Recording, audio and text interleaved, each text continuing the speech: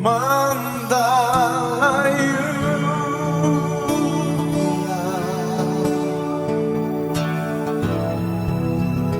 el rocío de tu amor,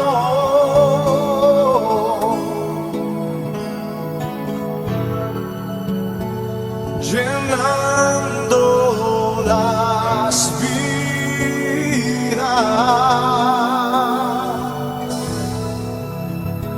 de tu pueblo.